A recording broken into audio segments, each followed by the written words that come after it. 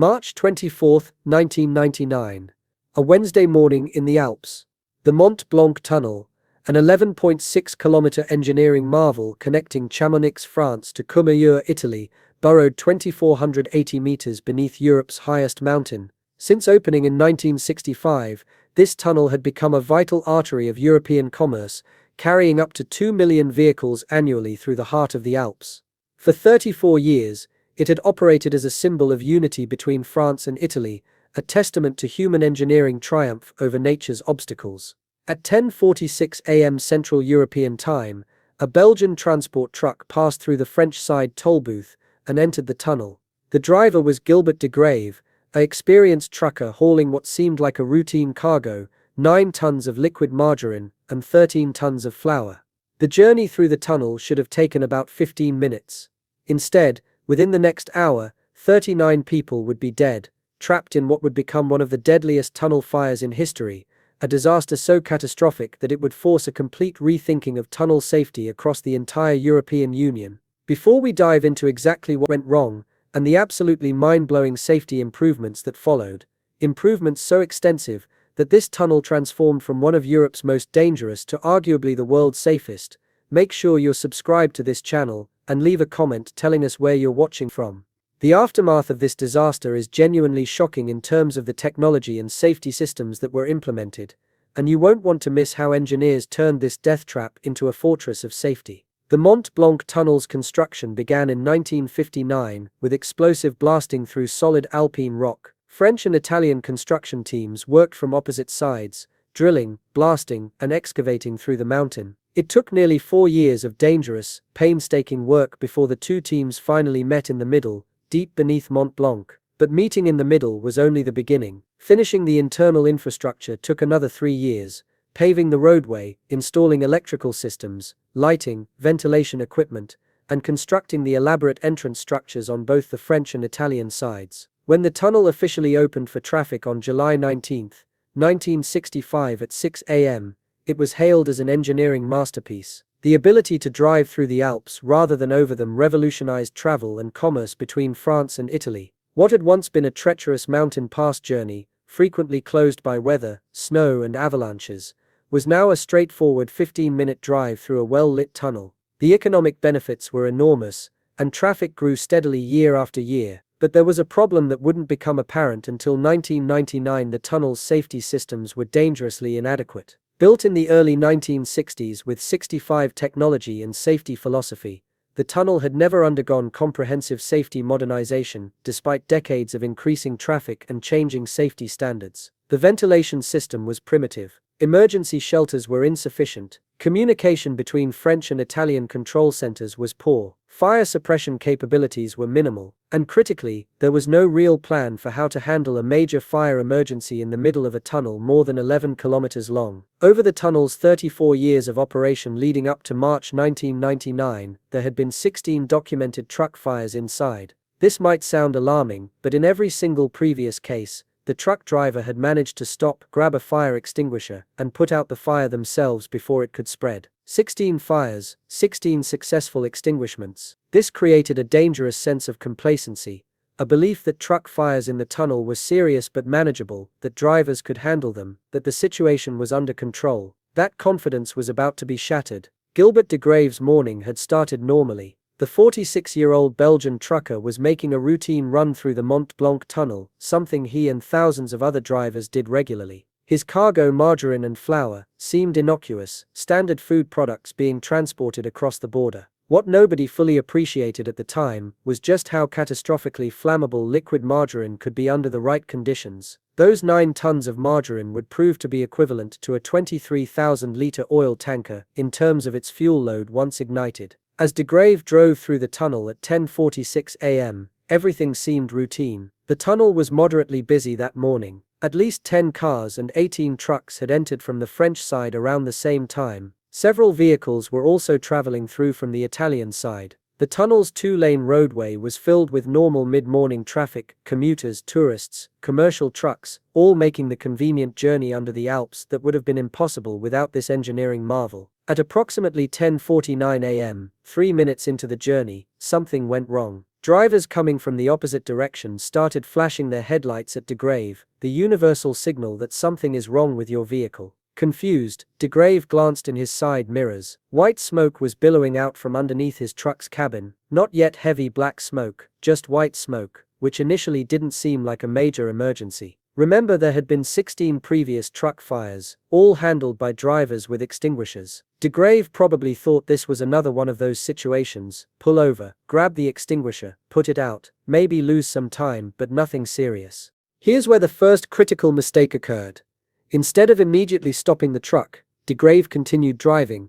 For 4 crucial minutes, from 10:49 to 10:53, he kept moving deeper into the tunnel with smoke coming from his vehicle. Why? Perhaps he was looking for a better spot to stop. Perhaps he didn't fully grasp the severity of the situation. Perhaps he thought he could make it through to the Italian side. But those 4 minutes allowed the fire to develop and grow, consuming more of his vehicle, getting hotter, spreading further. By 10:53 a.m., De Grave was 6 kilometers into the 11.6-kilometer tunnel, roughly halfway through, deep under the mountain. He finally stopped his truck and jumped out with a fire extinguisher, intending to fight the fire just like those 16 previous drivers had successfully done.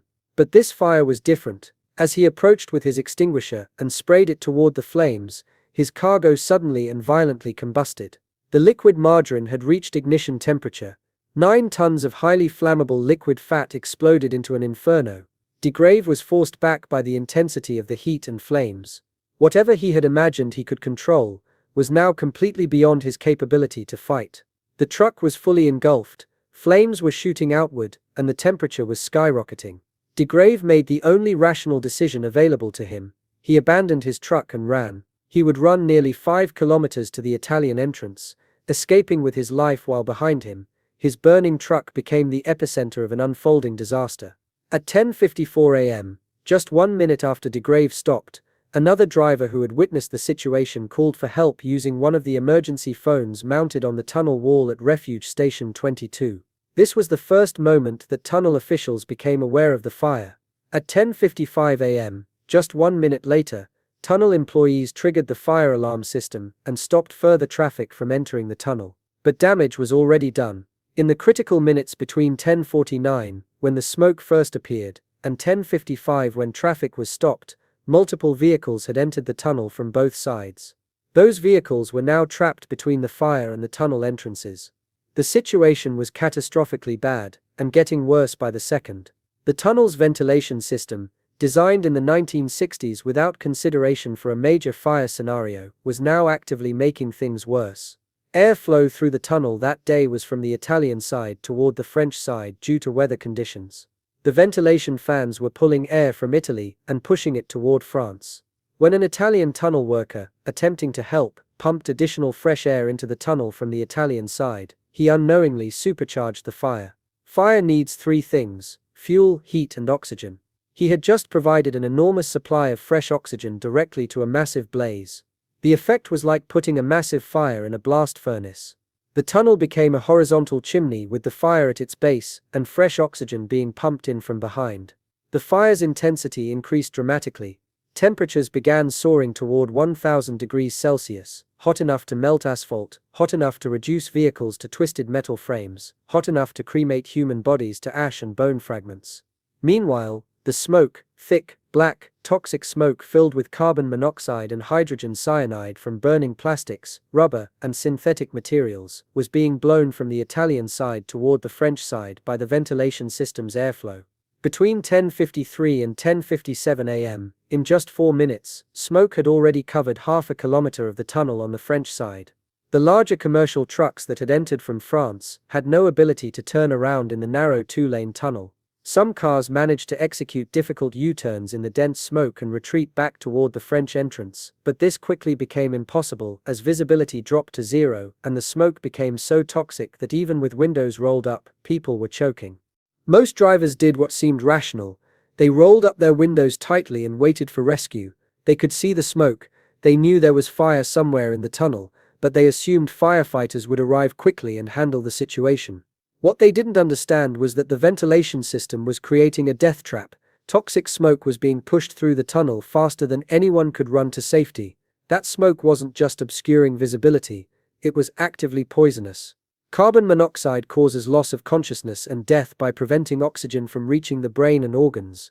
Hydrogen cyanide, produced when synthetic materials burn, is even more immediately lethal, causing cellular suffocation. Vehicles near the fire, including cars and trucks that thought they were far enough away to be safe, began experiencing engine failure as oxygen was consumed by the fire and replaced with toxic fumes. Engines need oxygen to run. As oxygen concentration dropped, engines began choking, sputtering, and dying. Fire engines and emergency vehicles, once affected by the smoke and oxygen depletion, had to be abandoned by their crews. Many drivers who attempted to leave their vehicles and run toward refuge points, small emergency shelters built into the tunnel walls every 600 meters, were quickly overcome by the toxic smoke. The main killers weren't burns, they were carbon monoxide and hydrogen cyanide poisoning. At 10:57 and 10:59 a.m., 2 fire trucks from Chamonix responded to the emergency. They entered from the French side with lights flashing, sirens blaring, moving as fast as they dared through the smoke. But the situation they encountered was beyond anything they had trained for. The electrical wiring in the tunnel had melted from the intense heat, eliminating all light sources. The tunnel was pitch black except for the glow of the fire in the distance. Abandoned vehicles blocked the roadway. Smoke reduced visibility to essentially zero, even with high-powered emergency lights. Their engines began choking on the toxic fumes. Both fire trucks were blocked at garage 17, 1,200 meters from the burning truck, less than a mile away, but impossibly far in these conditions. They couldn't proceed, their vehicles were dying from lack of oxygen. Without other options, the firefighters abandoned their trucks and took refuge in 2 of the emergency fire cubicles built into the tunnel walls. These were small rooms, perhaps 3 meters by 3 meters, sealed with fire-rated doors and supposedly offering protection for people trapped in the tunnel during emergencies. The firefighters had no way of knowing whether these cubicles would save them or become their tombs. Between 10:57 and 11:01 a.m., Italian firefighters had entered from their side of the tunnel and managed to get within 300 meters of the burning truck, significantly closer than their French counterparts had been able to approach. 2 Italian firefighters were able to proceed all the way to garage 21, where they could actually see the blazing truck. The heat radiating from it was extraordinary, like standing in front of an open blast furnace.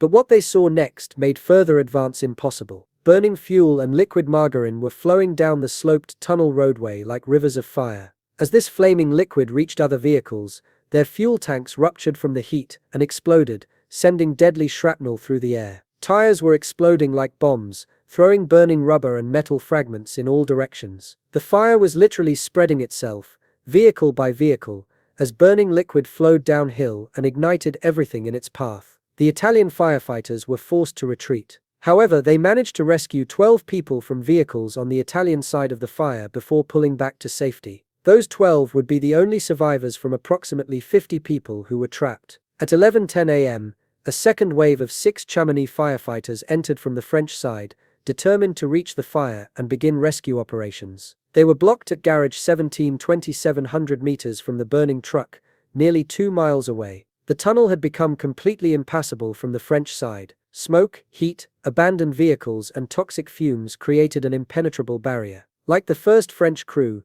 they were forced to abandon their vehicles and take refuge in the emergency cubicles, hoping the fire-rated doors would protect them. By 11:11 a.m., more Italian firefighters had mobilized and entered the tunnel. They managed to get to garage 22 before being stopped by the conditions. They too abandoned their vehicles and began searching for groups of trapped firefighters who had taken refuge in the fire cubicles along the tunnel walls. When rescuers reached some of the cubicles, they discovered the doors were offering almost no protection from the heat and smoke. The temperature outside the doors was approaching 1,000 degrees Celsius. The fire-rated doors had been designed to withstand a standard building fire for 2 hours, but this was no ordinary fire. The cubicles were slowly becoming ovens. Smoke was seeping in around the door seals. The air inside was getting hotter. The trapped firefighters realized they couldn't stay in the cubicles much longer or they would cook to death. They began frantically searching for another escape route. Someone remembered that the tunnel had ventilation ducts, large shafts running parallel to the main tunnel that moved air through the system. If they could find access doors to those ventilation ducts,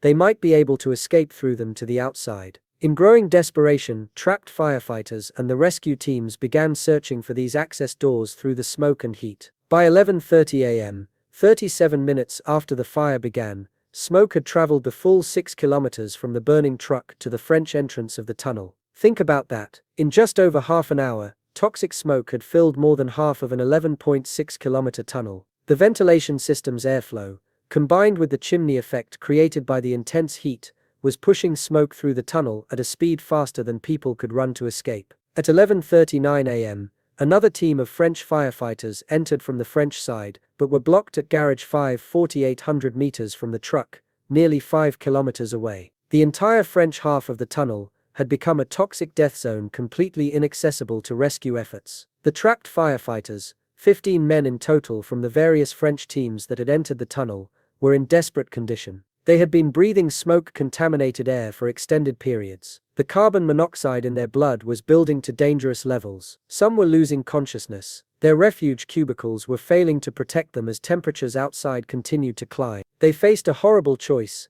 stay in the cubicles and slowly succumb to heat and smoke, or leave the cubicles and be immediately overcome by the conditions outside. Their rescue came 5 hours after the fire started, 5 hours of being trapped in a burning tunnel wondering if they would survive. A third wave of firefighters, informed about the ventilation duct access points, managed to reach the trapped men through the ventilation system, rather than through the main tunnel. Of the 15 firefighters who had been trapped, 14 were in serious condition with smoke inhalation, burns and heat exhaustion. One, their commanding officer, would later die in the hospital from his injuries. These men had entered the tunnel to save lives and had nearly lost their own. For the people trapped in vehicles, there would be no rescue. 29 people died inside their vehicles, waiting for help that couldn't reach them. They sat in their cars and trucks, windows rolled up, as toxic smoke filled their vehicles and carbon monoxide and hydrogen cyanide poisoned them. The heat inside their vehicles climbed as the fire spread. Eventually, as temperatures reached several hundred degrees, the vehicles themselves began to burn. By the time the fire was extinguished and investigators could enter days later, these victims had been reduced to bones and ash, their remains fused to melted vehicle frames in positions that showed they had died waiting, hoping, believing rescue would come. 9 more people died attempting to escape on foot. They had left their vehicles and tried to run toward the tunnel entrances, or the refuge cubicles. Some made it partway before collapsing from smoke inhalation. Others, disoriented by the pitch-black conditions and toxic smoke, wandered in the wrong direction or simply couldn't run fast enough to escape the advancing smoke cloud. In the darkness, with zero visibility, not knowing which direction led to safety, these people died in the tunnel corridors between their abandoned vehicles and the safety they were trying to reach. All 39 victims were on the French side of the fire. All 12 survivors came from the Italian side.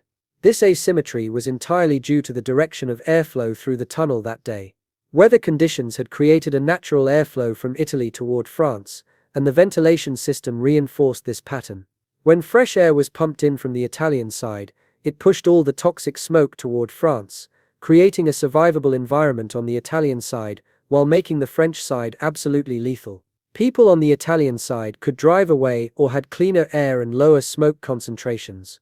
People on the French side were trapped in the worst possible conditions. The fire burned for 53 hours, more than 2 full days. Firefighters couldn't enter the tunnel to fight it. All they could do was wait, monitoring the situation, preventing it from spreading to the tunnel entrances, and hoping the fire would eventually consume all available fuel and burn itself out. For 53 hours, the tunnel was an inferno, burning at temperatures estimated to have reached 1,000 degrees Celsius. The asphalt roadway melted, concrete walls spalled and cracked from the heat.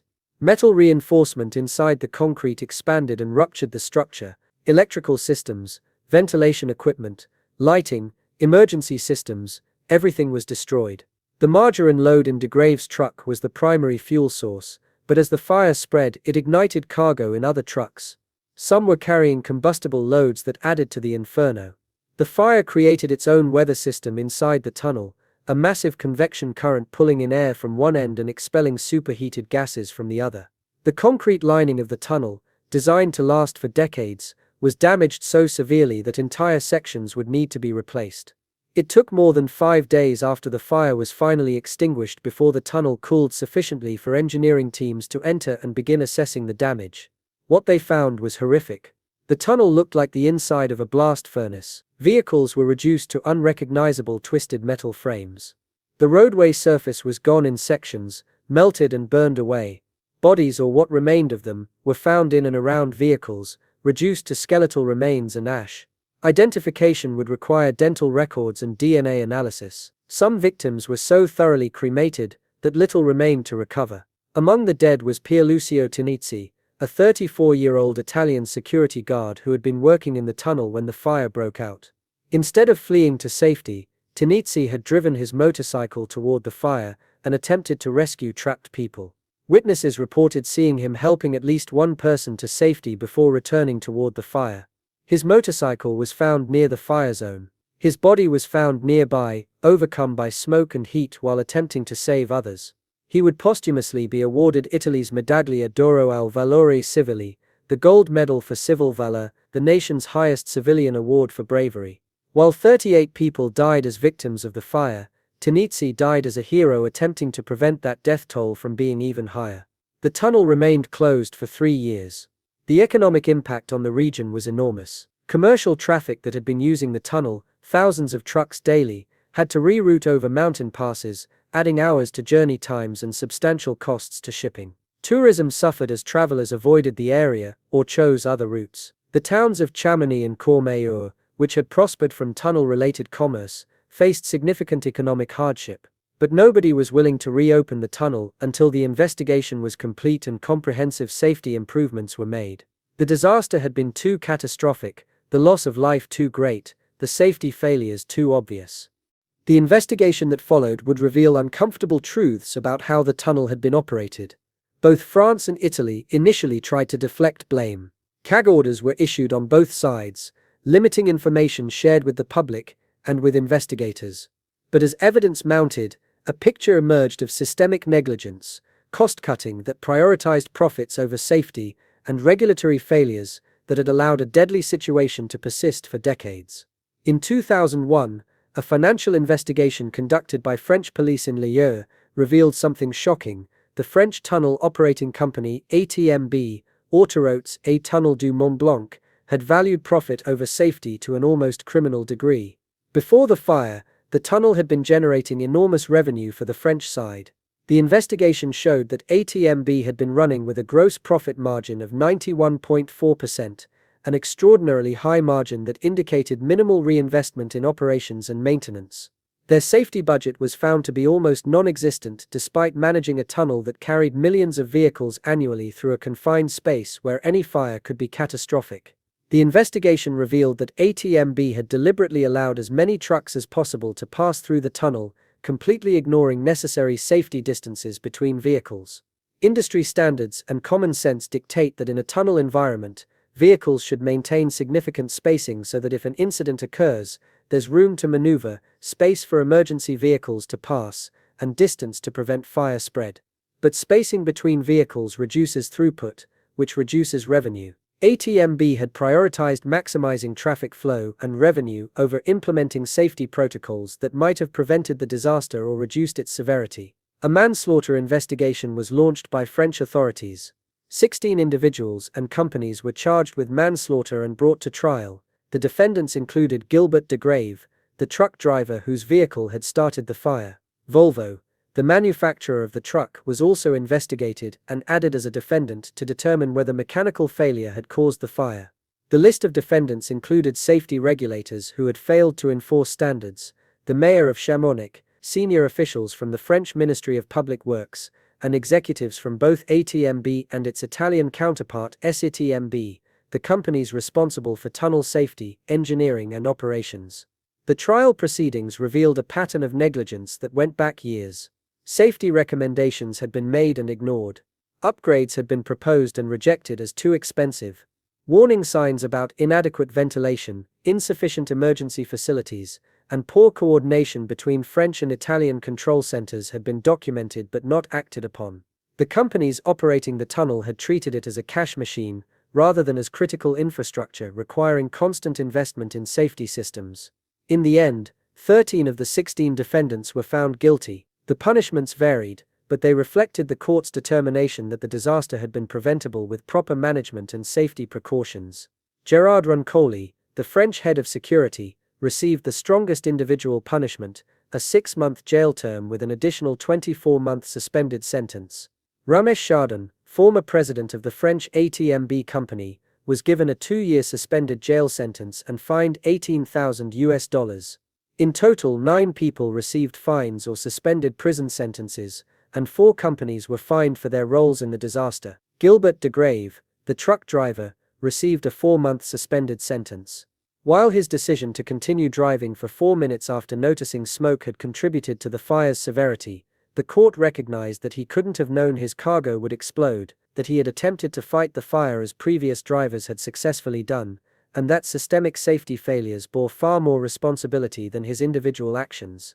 Volvo was cleared of any wrongdoing. Investigators found no evidence of mechanical failure that would have made the manufacturer liable.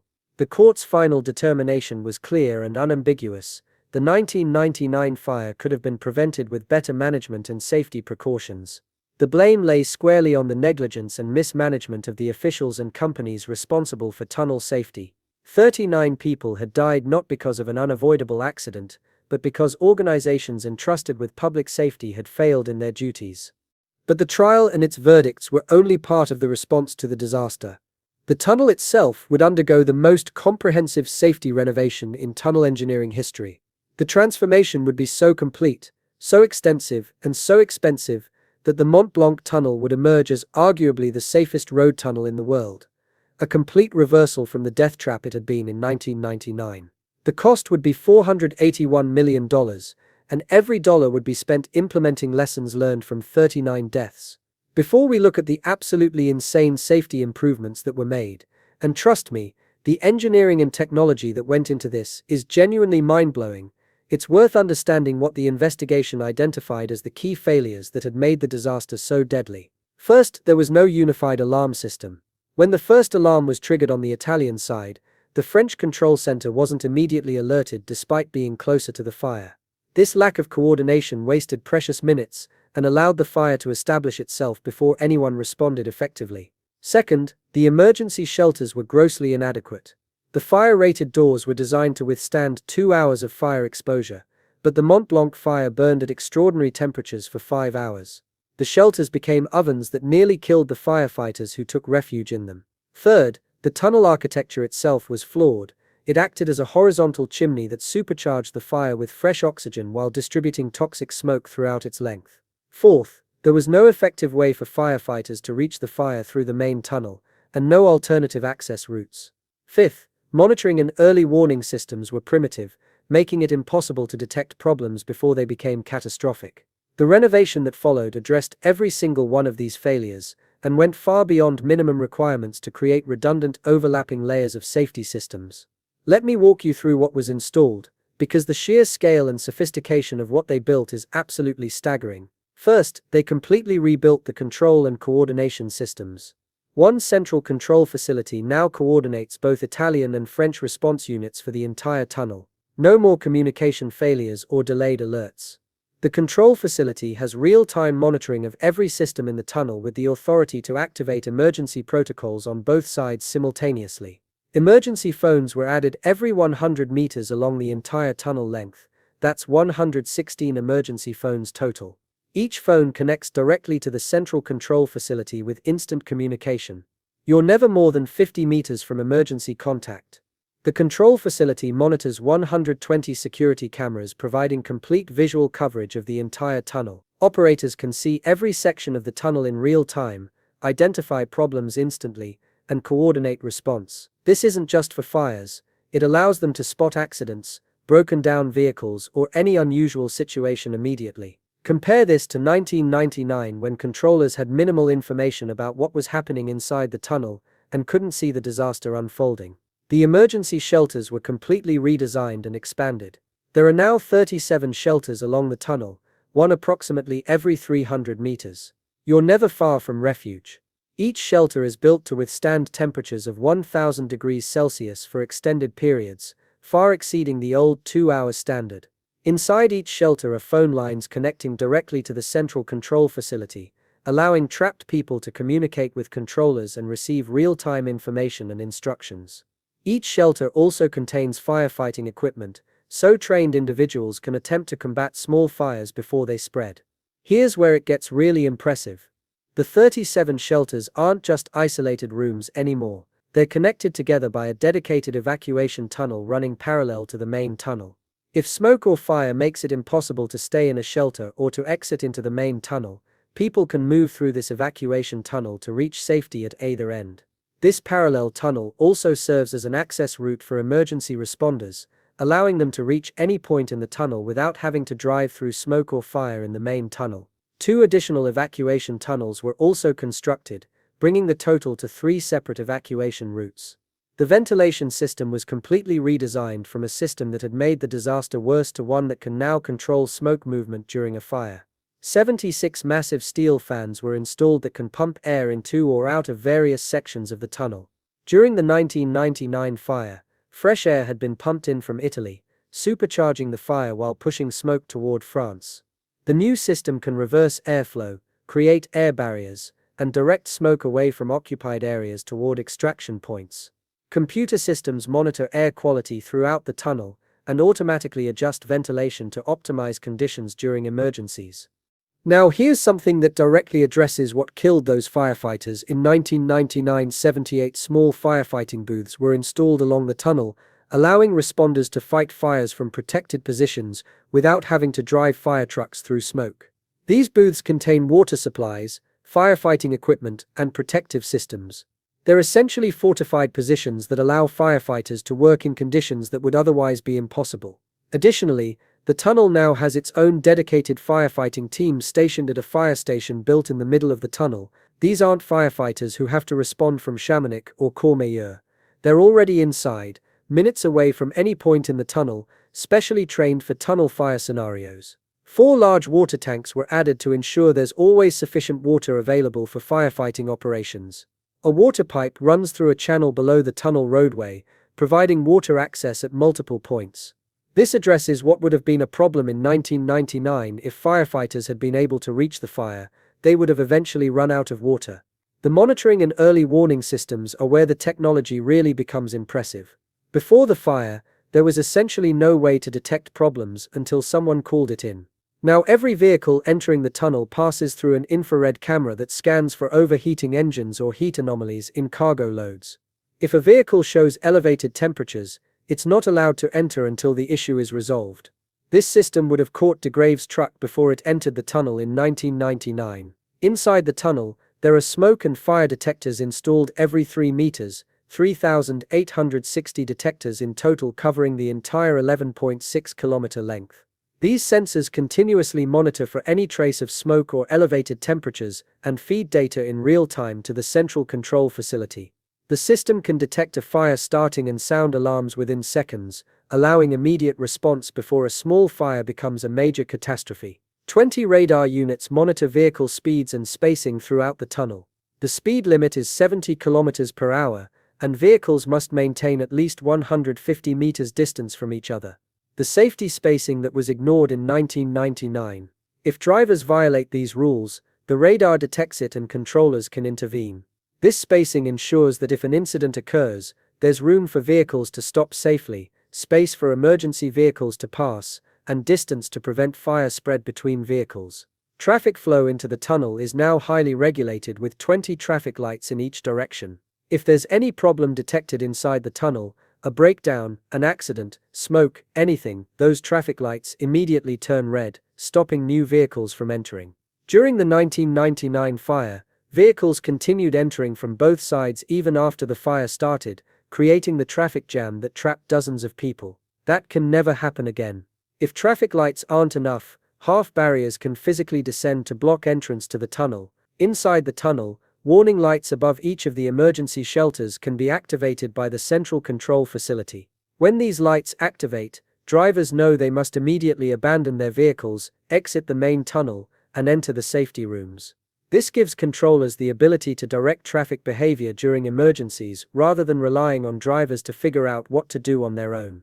Here's an incredibly clever system. The tunnel is now equipped with technology that can interrupt and override vehicle radio signals. Drivers entering the tunnel just need to turn on their FM radio, and emergency broadcasts can be transmitted across 12 FM channels simultaneously. During an emergency, controllers can provide real-time instructions, information, and guidance to every driver in the tunnel instantly. There is a fire at kilometer 7. If you are past kilometer 7, abandon your vehicle and enter the emergency shelters. If you are before kilometer 7, turn around and exit immediately. Clear, actionable information delivered to everyone simultaneously. Remote safety inspection sites were created at Aosta on the Italian side and Passy-Lafayette on the French side. All trucks are now inspected well before reaching the tunnel entrance. Dangerous cargo is identified, vehicles with mechanical problems are caught, and unsafe trucks are prevented from entering. These sites also serve as staging areas to smooth out commercial traffic flow and prevent the buildup of long lines of trucks waiting to enter. The tunnel reopened to traffic on March 9, 2002, 3 years after the fire. The reopening was a massive event, with ceremonies acknowledging the victims, celebrating the safety improvements, and marking a new era for the tunnel. The renovations had been so extensive that it was essentially a new tunnel built inside the shell of the old one. Every system had been upgraded or replaced. Every lesson from the disaster had been incorporated into the design. To this day, the exact cause of the initial fire in Degrave's truck remains unknown. Some investigators have speculated mechanical failure, perhaps an overheated brake or electrical short that ignited leaking fluids. Others have suggested external causes, maybe a carelessly discarded cigarette from another vehicle that happened to land near Degrave's truck at just the wrong spot and ignited fuel or oil. Without being able to examine the truck before it was consumed by the fire, definitive cause determination was impossible. But in some ways, the specific ignition source doesn't matter. The disaster wasn't caused by the initial fire, that was just the trigger. The disaster was caused by inadequate safety systems, poor emergency response capabilities, and decades of neglect that allowed a manageable incident to become a catastrophe. The 1999 Mont Blanc Tunnel fire became an absolute catalyst for change throughout the European Union. New regulations were implemented requiring extensive safety systems in all long tunnels. Existing tunnels across Europe were evaluated, and many underwent expensive renovations to meet new standards. The lessons learned were exported worldwide, influencing tunnel design in Asia, North America, and everywhere else major tunnels were being built. The International Tunnel Association and other engineering bodies studied the Mont Blanc disaster extensively and incorporated its lessons into international best practices. The French Land Transport Accident Investigation Bureau was created in large part due to the experience gained from investigating this fire. France recognized the need for specialized accident investigation capabilities for transportation disasters, and the Mont Blanc fire provided the impetus to create that organization. Multiple television documentaries were produced about the disaster. Seconds from Disaster Tunnel Inferno in 2004 reconstructed the events and investigation. While Into the Flames, Fire Underground in 2006 examined how new firefighting technology could have reduced the disaster's scale. The memorial to the 39 victims stands at the French entrance to the tunnel. Each victim's name is inscribed, remembering the people who died in that tunnel on March 24, 1999. Among those names is Pierlucio Tinazzi, the Italian security guard whose gold medal for valor reminds visitors that even in the midst of catastrophe, there are people who run toward danger to help others. Today, the Mont Blanc Tunnel is considered one of the safest road tunnels in the world. The same tunnel that was a death trap in 1999, where inadequate safety systems and poor management killed 39 people, is now a model of how tunnel safety should be done. The transformation is almost hard to believe. $481 million and 3 years of work turned a dangerous, outdated tunnel into a technological fortress. The thousands of sensors, hundreds of cameras, dozens of shelters, multiple evacuation routes, dedicated firefighting teams, and sophisticated control systems represent engineering and safety design at its absolute highest level. When people who know tunnel engineering look at what was built at Mont Blanc, they're genuinely speechless at the amount of safety features that were added. The phrase you see in comments and discussion is "they literally spared no expense," and that's accurate. After 39 people died because expenses had been spared, because profit had been prioritized over safety, the decision was made to do it right no matter what it cost. The result is that the Mont Blanc Tunnel, scene of one of history's deadliest tunnel disasters, is now the tunnel you'd want to be in if something went wrong, because it has more capability to detect, respond to and mitigate emergencies than perhaps any other road tunnel on Earth. The lesson from Mont Blanc extends far beyond tunnel safety. It's about what happens when profit is prioritized over safety, when warning signs are ignored, when systems are allowed to deteriorate, when good enough replaces as safe as possible. It's about how catastrophes often aren't unpredictable acts of fate, but rather the inevitable result of known risks that weren't addressed. And it's about how tragedy can drive change, how 39 deaths forced an industry and an entire continent to confront failures and build something better. If you found this investigation valuable, make sure you're subscribed and leave a comment about what aspect of this disaster surprised you most. The transformation of this tunnel from death trap to fortress of safety is genuinely one of the most impressive engineering responses to disaster in modern history. Thanks for watching.